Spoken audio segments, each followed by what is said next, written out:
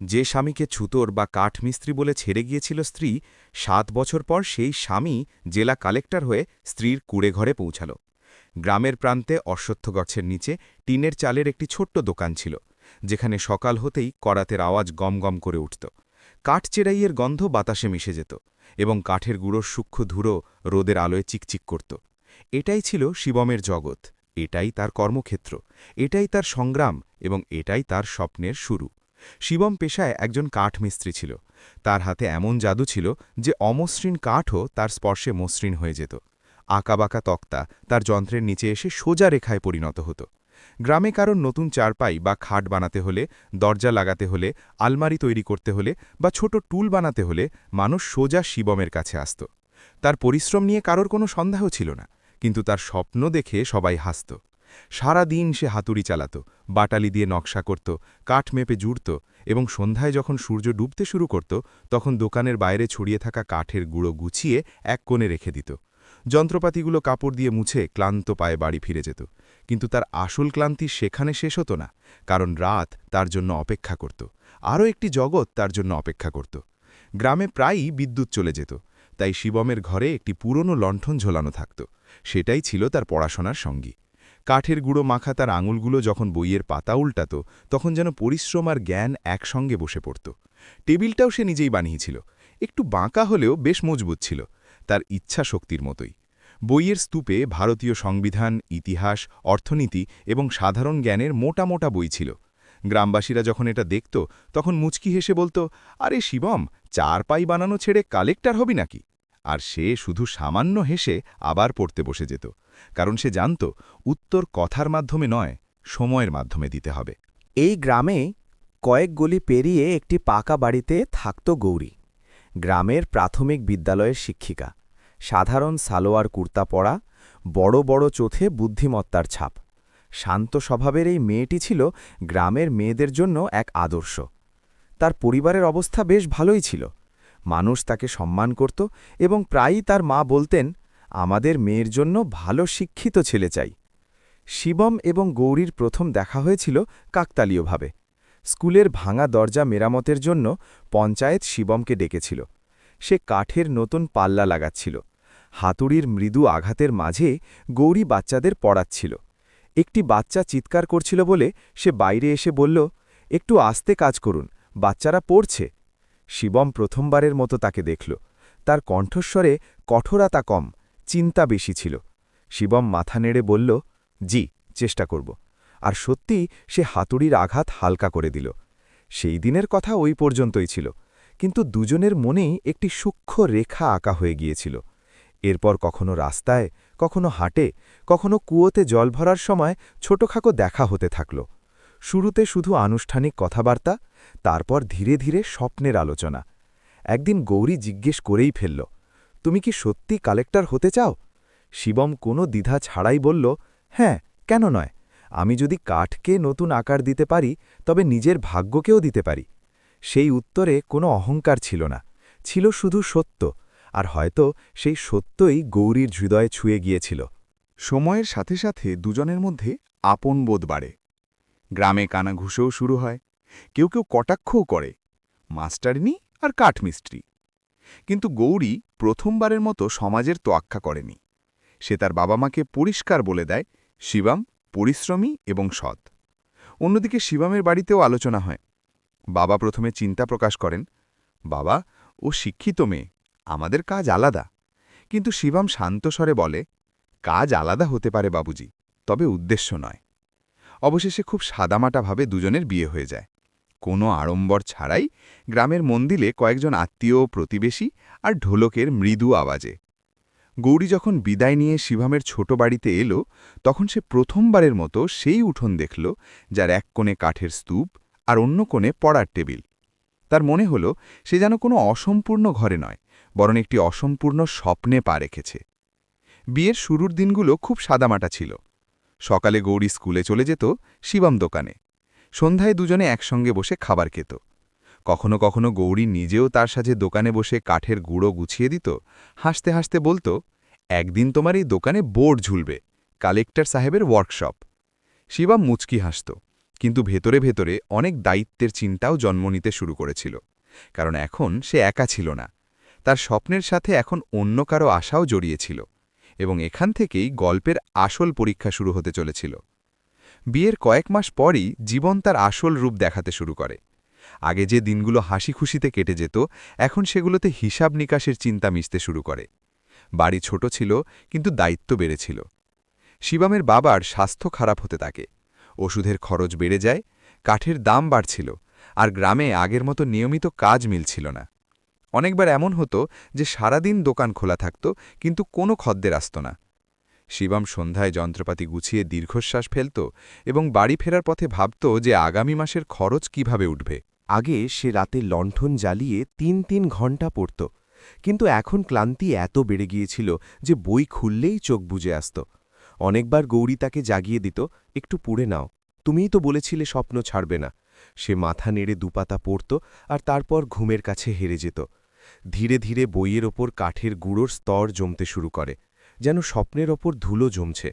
গ্রামবাসীরাও চুপ করেছিল না, চায়ের আড্ডায় আলোচনা হতে থাকে। দেখলে তো মাস্টারনি কী ভেবে বিয়ে করেছিল, এখন নিশ্চয়ই বুঝতে পারছে পড়াশুনো দিয়ে তো পেট ভরে না, শেষমেশ কাঠমিস্ত্রিই তো। এসব কথা বাতাসে উড়ে কোনো না কোনোভাবে গৌরীর কান পর্যন্ত পৌঁছাত। সে বাইরে থেকে শক্ত থাকত, কিন্তু ভেতরে একটি সূক্ষ্ম যন্ত্রণা বাসা বাঁধতে শুরু করেছিল।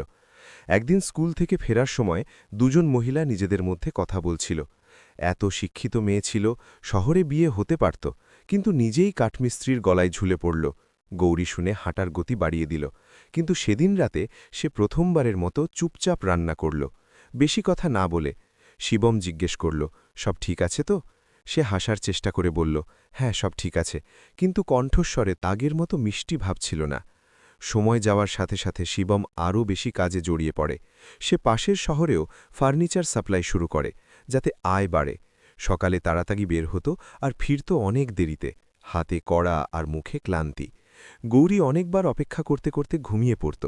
দুজনের মধ্যে কথাবার্তা কমে আসতে লাগল। আগে যেসব স্বপ্নের কথা হতো তার জায়গা নিয়ে নিল খরচের হিসাব। এক রাতে যখন বিদ্যুৎ ছিল না এবং বৃষ্টির ফোঁটা টিনের চালে তীব্র শব্দ করছিল, শিবম ক্লান্ত স্বরে বলল, হয়তো আমার কয়েক বছর পড়াশুনো বন্ধ রাখা উচিত, আগে সংসারটা সামলে নি। গৌরী সাথে সাথে বলল, তাহলে তোমার স্বপ্ন? সে চুপ করে রইল। সেই নীরবতায় যেন হেরে যাওয়ার মৃদু পদধ্বনি ছিল। দিন কাটতে লাগল। এরপর একদিন শহর থেকে ফেরার সময় শিবমের সাইকেল পিছলে গেল, তার হাঁটু ছিলে গেল। খুঁড়িয়ে খুঁড়িয়ে সে বাড়ি পৌঁছল। সেদিন দোকানেও ক্ষতি হয়েছিল। বাড়ি এসে সে বিরক্তিতে যন্ত্রপাতিগুলো এক পাশে ছুঁড়ে ফেলল। গৌরী চিন্তিত হয়ে জিজ্ঞেস করল, এত বিরক্ত কেন? শিবম হঠাৎ ফেটে পড়ল, সব দিক থেকে চাপ গৌরী, টাকা নেই, কাজ নেই, তার উপর পড়াশোনা, বুঝতে পারছি না কি করব। গৌরীও কয়েকদিনের চাপা ক্ষোভ নিয়ে দাঁড়িয়েছিল। সেও গলা চড়িয়ে বলল, তাহলে কি সারা জীবন এভাবেই চলবে? তুমি সারাদিন কাঠ কাটবে আর রাতে ক্লান্ত হয়ে ঘুমিয়ে পড়বে? স্বপ্ন শুধু মুখে বললে পূরণ হয় না। শিবমকে যেন ভেতর থেকে কেউ চিরে দিল। সে ধীর কিন্তু ভারী স্বরে বলল, আমি চেষ্টা করছি। কিন্তু সেই চেষ্টার সাক্ষী কেবল সে নিজেই ছিল। তর্ক বাড়তে লাগল, কথাগুলো তীক্ষ্ণ হতে থাকল, এবং তারপর সেই মুহূর্তটি এলো যা সব কিছু বদলে দিল। গৌরী রাগ এবং আহত অহংকারে বলে ফেলল, সত্যিটা হলো তুমি সারা জীবন একজন কাঠমিস্ত্রিই থেকে যাবে, বড় স্বপ্ন দেখা তোমার কর্ম নয়। ঘরে হঠাৎ পিনপতন নীরবতা নেমে এলো। বাইরে বৃষ্টি থেমে গিয়েছিল, কিন্তু ভেতরে এক ঝড় উঠে পড়েছিল। শিবম কিছু বলল না, শুধু তার দিকে তাকিয়ে রইল। তার চোখে জল ছিল না, কিন্তু এক গভীর আঘাত ছিল, যেন কেউ তার পরিশ্রম, তার আত্মসম্মান এবং তার স্বপ্নকে একটিমাত্র বাক্যে পিষে দিয়েছে। সেই রাতেই গৌরী বাপের বাড়ি যাওয়ার সিদ্ধান্ত নিল। সে ভাবল কয়েকদিন দূরে থাকলে সব ঠিক হয়ে যাবে, কিন্তু যাওয়ার সময় সে পেছনে ফিরে তাকাল না, আর শিবমও তাকে থামানোর চেষ্টা করল না। হয়তো দুজনেই নিজেদের অহংকারে বন্দী ছিল। দরজা বন্ধ হওয়ার শব্দের পর বাড়িটা প্রথমবারের মতো সত্যিই ফাঁকা মনে হল। শিবম উঠোনে রাখা অসম্পূর্ণ চারপায়ের কাছে গিয়ে বসল। তার হাতে বাটালি ছিল। সে কাঠের ওপর আঘাত করল। তারপর আরও একবার। তারপর হঠাৎ থেমে গেল। তার চোখ থেকে এক ফোঁটা জল গড়িয়ে সেই কাঁচা কাঠের ওপর পড়ল। সে লণ্ঠন জ্বালাল, বই খুলল, কিন্তু অক্ষরগুলো ঝাপসা ছিল। সে বই বন্ধ করে আকাশের দিকে তাকাল। এবং ধীর স্বরে বলল, ঠিক আছে, যদি আমার পরিচয় কেবলই একজন কাঠমিস্ত্রি হয় তবে আমি এই পরিচয়ের ঊর্ধ্বে উঠে দেখাব। সেই রাতে সে প্রথমবারের মতো হার মানার বদলে জেদ ধরল এবং সেই জেদই তার জীবনের মোড় ঘোরানোর প্রস্তুতি শুরু করে দিল।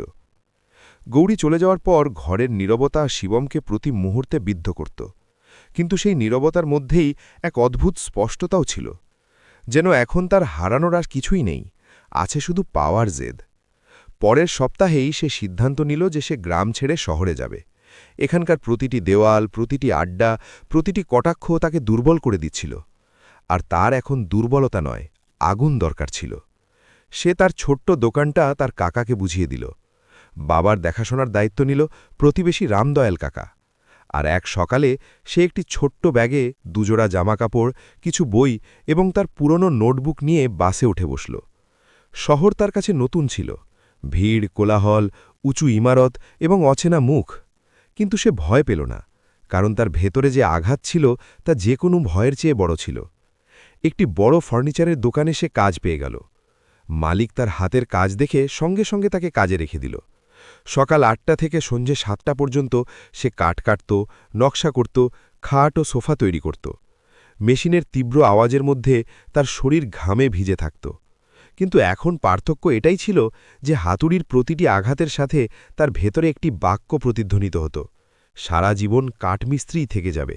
রাতে সে ভাড়ার একটি ছোট্ট ঘরে ফিরত, যেখানে একটি খাট, একটি বাল্ব আর একটি পুরনো টেবিল ছিল। সেখানেই বসে সে পড়াশোনা শুরু করত। অনেক সময় আঙুলের ব্যথা এত বেশি হতো যে কলম ধরাও মুশকিল হয়ে যেত। তখন সে হাতে মলম লাগিয়ে আবার লিখতে শুরু করত, কারণ এটা এখন আর শুধু স্বপ্ন ছিল না, এটা ছিল আত্মসম্মানের লড়াই। প্রথমবার পরীক্ষা দিল, কিন্তু প্রিলিমিনারিতেই আটকে গেল।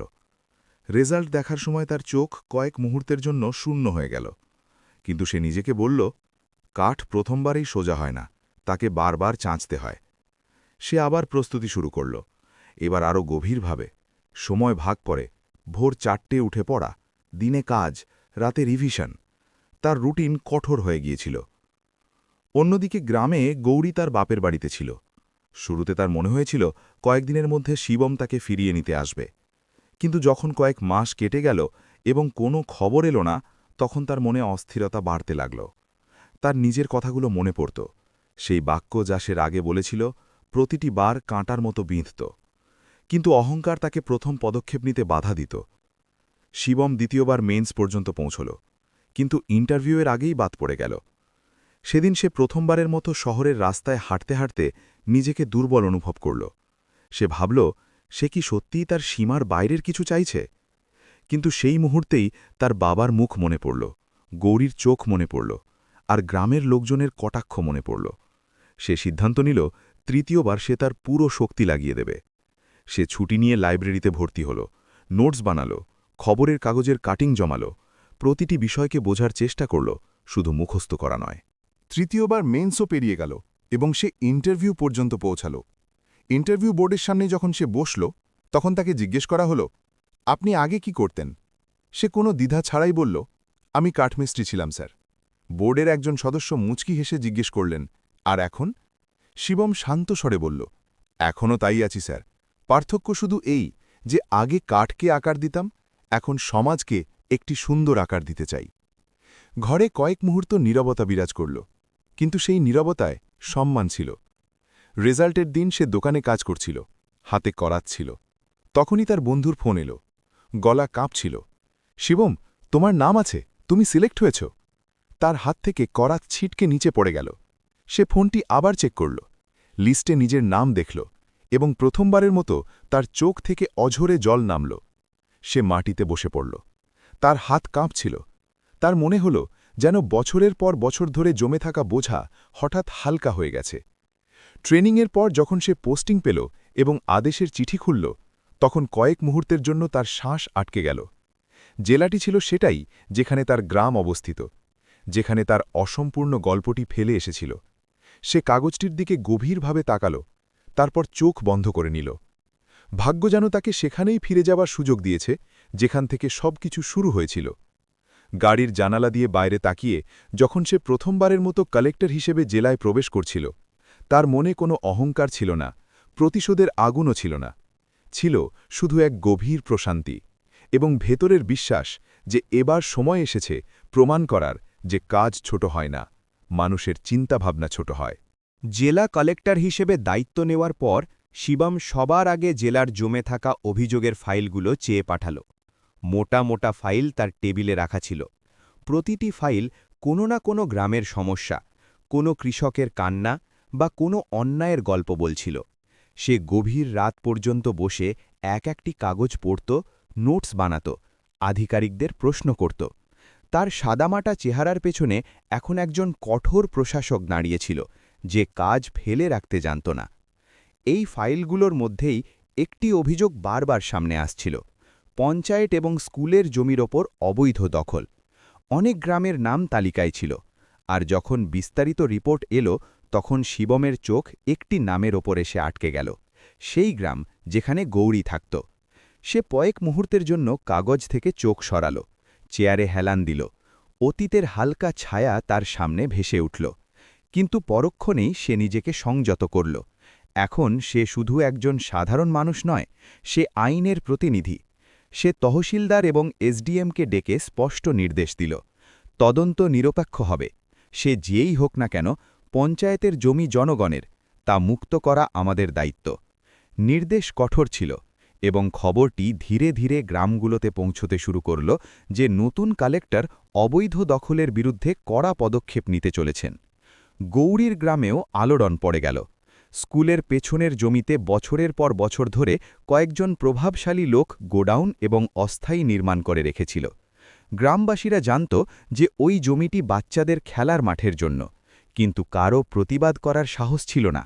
যখন পাটোয়ারি এবং রাজস্ব দল মাপজোক করতে পৌঁছল, গ্রামে আলোচনা তুঙ্গে উঠল।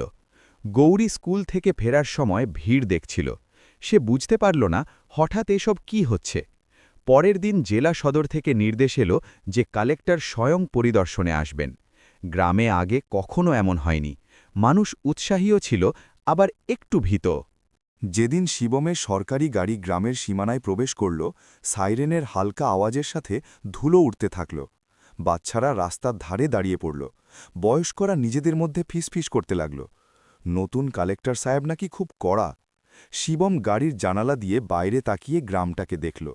সেই একই কাঁচা রাস্তা, সেই মাঠ, সেই অশ্বত্থ গাছ। সময় যেন থমকে আছে। পার্থক্য শুধু এই যে আজ সে এই গ্রামে একজন কাঠমিস্ত্রি হিসেবে নয়, জেলা কালেক্টর হিসেবে প্রবেশ করছে। গাড়ি স্কুলের কাছে এসে থামল। আধিকারিকরা ফাইল হাতে তার পেছনে পেছনে হাঁটছিলেন। সে জমিটি পরিদর্শন করল, ম্যাপ দেখল এবং দেখল যে সত্যিই পঞ্চায়েতের জমিতে দখলদারি রয়েছে। সে কোনো দ্বিধা ছাড়াই নির্দেশ দিল, আইনি প্রক্রিয়া সম্পন্ন করে অবিলম্বে এই দখলদারিত্ব সরাতে হবে। বাচ্চাদের খেলার মাঠ তাদের ফিরিয়ে দেওয়া উচিত। সেই ভিড়ের মধ্যেই গৌরীও দাঁড়িয়েছিল। সে যখন প্রথমবারের মতো কালেক্টরের চেহারা পরিষ্কার দেখল, তার হৃৎস্পন্দন যেন এক মুহূর্তের জন্য থেমে গেল। ওটা শিবম, সেই শান্ত চোখ, সেই মুখ, কিন্তু এখন তার ব্যক্তিত্বে এক দৃঢ়তা এবং আত্মবিশ্বাসের দীপ্তি। তার বিশ্বাস হচ্ছিল না। সে দুপা এগিয়ে গিয়ে আবার নিজেকে সামলে নিল। হয়তো তার ভয় ছিল, এটা কোনো চোখের ভুল নয় তো। শিবমের নজরও ভিড়ের দিকে গেল। এক মুহূর্তের জন্য তার চোখ গৌরীর চোখের সাথে মিলিত হল। সময় যেন থমকে দাঁড়াল, কিন্তু পরক্ষণেই সে নজর ঘুরিয়ে নিল এবং আধিকারিকদের সাথে কথা বলতে থাকল। তার মুখে ব্যক্তিগত কোনো আবেগ ছিল না, ছিল কেবল দায়িত্ববোধ। গ্রামবাসীদের মধ্যে ফিসফাস শুরু হয়ে গিয়েছিল, আরে এ তো শিবম, কাঠমিস্ত্রি শিবম এখন কালেক্টর হয়ে গেছে। কেউ অবাক হচ্ছিল, কেউ গর্ববোধ করছিল, আবার কারোর চোখে অনুতাপের ছায়া দেখা যাচ্ছিল।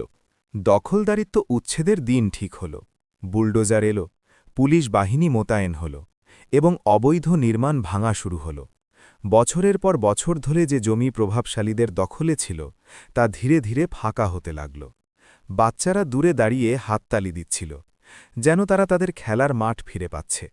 গৌরী এই দৃশ্যটি দেখছিল, তার চোখে জল ছিল, তবে সে বুঝতে পারছিল না এই জল আনন্দের, গর্বের নাকি অনুতাপের। যখন পরিদর্শন শেষ হল, শিবম গাড়ির দিকে এগোল।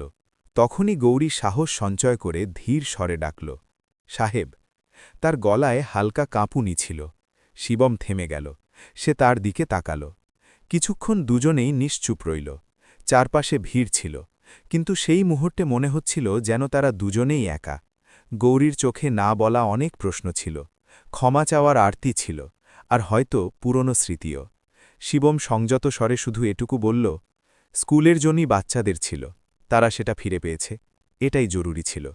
কথাগুলো আনুষ্ঠানিক ছিল, কিন্তু ভেতরে যে অনেক অনুভূতির ঢেউ উঠেছিল তা নিশ্চিত। গাড়ি ধীরে ধীরে গ্রাম থেকে বেরিয়ে গেল। ধুলো আবার থিতিয়ে আসতে লাগল, কিন্তু এবার গ্রামের বাতাসে এক নতুন আলোচনা ভাসছিল। মানুষ বলছিল, পরিশ্রম আর ইচ্ছাশক্তি মানুষকে কোথা থেকে কোথায় পৌঁছে দেয়। অন্যদিকে শিবম গাড়িতে বসে জানালা দিয়ে বাইরে তাকিয়েছিল। অতীত এবং বর্তমান যেন একসাথে চলছিল। সে নিজেকে বলল যে তার কাজ প্রতিশোধ নেওয়া নয়, বরং ব্যবস্থাকে ঠিক করা। কিন্তু হৃদয়ের কোনো এক কোণে ওই সাক্ষাৎটি তখনও প্রতিধ্বনিত হচ্ছিল। গ্রাম থেকে ফেরার পরও শিবমের মন কয়েকদিন ধরে অশান্ত ছিল। ফাইলের স্তূপের মাঝে বসে সে প্রায়ই অজান্তেই সেই দিনের দৃশ্যটা মনে করত। ভিড়ে দাঁড়িয়ে থাকা গৌরী, তার চোখে স্থির অনুতাপ, আর ওই একটা শব্দ, সাহেব, যা হয়তো শুধু একটি আনুষ্ঠানিক সম্বোধন ছিল না, বরং দূরত্বের একটি রেখাও ছিল। কিন্তু শিবম নিজেকে মনে করিয়ে দিল যে এখন তার জীবন ব্যক্তিগত অনুভূতির চেয়েও বড়। এখন সে পুরো জেলার দায়িত্ব। অন্যদিকে গ্রামে অবৈধ দখল হটানোর পর স্কুলের পেছনের ফাঁকা জমিতে বাচ্চারা খেলতে শুরু করেছিল। ধুলো উড়ত, হাসির শব্দ ভাসত, আর প্রতিবার গৌরী যখন বাচ্চাদের সেখানে খেলতে দেখত, তখন তার মনে হতো যে ন্যায়বিচার শুধু বইয়ের পাতায় থাকে না, কখনো কখনো তা এমন এক মানুষের হাত ধরেই আসে যাকে আমরা কখনো তুচ্ছ ভেবেছিলাম। কয়েকদিন পর জেলা প্রশাসন সেই গ্রামেই একটি জনসভার আয়োজন করার সিদ্ধান্ত নিল। উদ্দেশ্য ছিল উন্নয়নমূলক প্রকল্পের তথ্য দেওয়া এবং পঞ্চায়েতের নতুন উদ্যোগ শুরু করা। শিবম স্বয়ং সেখানে আসার কথা। গ্রামে প্রস্তুতি শুরু হল, মঞ্চ সাজানো হল, চেয়ার পাতা হল, এবং মানুষ অধীর আগ্রহে সেই দিনটির জন্য অপেক্ষা করতে লাগল। সভার দিন শিবম যখন মঞ্চে পৌঁছাল, গ্রামের বয়স্ক, মহিলা, শিশু সবাই উপস্থিত ছিল। গৌরীও ভিড়ের মধ্যে দাঁড়িয়েছিল, মাথায় হালকা ওড়না, মুখ শান্ত, কিন্তু ভেতরে ঝড়। ভাষণ শুরু হল। রাস্তা, জল, শিক্ষা, স্বাস্থ্য, প্রতিটি বিষয়ে সে তার সুস্পষ্ট পরিকল্পনার কথা জানাল। তারপর কিছুক্ষণ থেমে সে ভিড়ের দিকে তাকিয়ে বলল, আমি এই মাটি থেকেই উঠে এসেছি। আমিও এই গ্রামের মতোই একটি ছোট ঘর থেকে শুরু করেছিলাম। আমি কাঠমিস্ত্রি ছিলাম, এবং আজও সেই কাজের জন্য আমি গর্বিত। কারণ কাজ ছোট হয় না, মানুষের চিন্তা ভাবনা ছোট হয়। ভিড়ের মধ্যে একটা গুঞ্জন উঠল। অনেক মাথা নিচু হয়ে গেল, যেন তাদের পুরনো কটাক্ষগুলো মনে পড়ে গেছে। শিবম আবার বলল, যদি কখনো কারোর মনে হয় যে পরিস্থিতি তার স্বপ্নের চেয়ে বড়, তবে মনে রাখবেন, পরিস্থিতি বদলানোর আগে দৃষ্টিভঙ্গি বদলানো জরুরি। তার কণ্ঠে কোনো রাগ ছিল না, কোনো ব্যঙ্গ ছিল না, ছিল কেবল সত্য। সভা শেষ হওয়ার পর মানুষ তার সাথে দেখা করতে লাগল। কেউ সমস্যা জানাচ্ছিল, কেউ ধন্যবাদ দিচ্ছিল। তখনই গৌরী ধীরে ধীরে এগিয়ে এলো। এবার তার পদক্ষেপে দ্বিধা কম ছিল। সে সামনে এসে বলল, আমার তোমার উপর গর্ব হচ্ছে শিবম, আর নিজের কথার উপর লজ্জা। এই প্রথমবার সে তার নাম ধরে ডাকল, আনুষ্ঠানিক দূরত্ব ভেঙে দিল। শিবম কয়েক মুহূর্ত চুপ রইল। সে তার চোখের দিকে তাকাল। সেখানে কোনো ভান ছিল না, ছিল কেবল খাঁটি অনুতাপ। গৌরী আরও বলল, আমি সেদিন রাগের মাথায় তোমার স্বপ্নকে ছোট বলেছিলাম, কিন্তু সত্যিটা হলো আমি নিজেই ছোট চিন্তায় আটকে গিয়েছিলাম। যদি ক্ষমা করতে পারো। তার গলা বুঝে এলো। আশেপাশে দাঁড়িয়ে থাকা কয়েকজন মানুষ এই দৃশ্যের সাক্ষী ছিল, কিন্তু সেই মুহূর্তে দুজনের জন্যই পৃথিবী যেন শান্ত হয়ে গিয়েছিল। শিবম গভীর শ্বাস নিয়ে বলল, গৌরী, তোমার কথাগুলো আমাকে আঘাত করেছিল ঠিকই, কিন্তু ওই আঘাতটাই আমার শক্তি হয়ে দাঁড়িয়েছিল। যদি তুমি সেদিন ওই কথা না বলতে, তবে হয়তো আমি এত জেদি হতাম না। আমি তোমাকে দোষ দিই না, কারণ আমরা দুজনেই সেই সময় পরিস্থিতির কাছে হার মানছিলাম। গৌরীর চোখ থেকে অঝরে জল নামল, তবে এবার তার দুর্বলতার নয়, স্বস্তির ছিল। শিবম বলতে লাগল, আমি শিখেছি যে জীবনে প্রতিশোধ নেওয়ার চেয়ে নিজেকে প্রমাণ করাটা বেশি জরুরি। আর আজ যদি আমি এখানে দাঁড়িয়ে আছি, তবে তা কেবল আমার পরিশ্রমের জন্য, কারো বিরুদ্ধে গিয়ে নয়। সে মঞ্চ থেকে নেমে বাচ্চাদের খেলার মাঠের দিকে ইশারা করে বলল, এই জমিটি এখন বাচ্চাদের, আর এই গ্রামের ভবিষ্যৎ। কয়েক মুহূর্তের নীরবতার পর সে ধীর স্বরে যোগ করল, সম্পর্কগুলো জমির মতোই হয়। যদি তার ওপর অহংকারের দখল হয়ে যায়, তবে তা খালি করতে হয় যাতে আবার নতুন কিছু ফলতে পারে। গৌরী মাথা নিচু করে নিল। সে বুঝতে পেরেছিল যে এই ইশারা শুধু জমির জন্য ছিল না। সেদিন কোনো সিনেমার মতো আলিঙ্গন হয়নি, সবকিছু সাথে সাথে আগের মতোও হয়ে যায়নি। তবে একটি নতুন শুরুর জায়গা অবশ্যই তৈরি হয়ে গিয়েছিল, সম্মানের, বোঝার এবং সমতার। শিবম তার গাড়ির দিকে এগোল। দরজা খোলার সময় সে একবার পেছনে ফিরে তাকাল। গৌরী সেখানেই দাঁড়িয়েছিল, কিন্তু এবার তার চোখে কোনো দূরত্ব ছিল না, ছিল বিশ্বাস। গাড়ি এগিয়ে গেল, ধুলো আবার উড়ল, কিন্তু এবার বাতাসে একটা বার্তা ভাসছিল। যাকে তোমরা কাঠমিস্ত্রি বলতে, আজ সেই তোমাদের স্বপ্নগুলোকে আকার দিতে এসেছে। গল্প এখানেই শেষ হয় না, কারণ আসল জয় কোনো পদ বা ক্ষমতার নয়। আসল জয় হল চিন্তাভাবনার পরিবর্তন। আর সেদিন গ্রামের মানুষের চিন্তাভাবনা সত্যিই বদলে গিয়েছিল। তো বন্ধুরা, এই ছিল আমাদের আজকের গল্প। আপনাদের এই গল্পটি কেমন লাগলো তা কমেন্ট করে অবশ্যই জানাবেন। অনুরাধা বা গৌরীর বিষয়ে আপনাদের কি মতামত কমেন্ট লিখে অবশ্যই জানান। যদি গল্পটি আপনাদের একটুও পছন্দ হয়ে থাকে তবে ভিডিওটিতে একটি লাইক করে আমাদের ইউটিউব চ্যানেলটি সাবস্ক্রাইব করে নিন। দেখা হবে আবার একটি নতুন এবং আকর্ষণীয় গল্পের সাথে। ততক্ষণ পর্যন্ত ধন্যবাদ।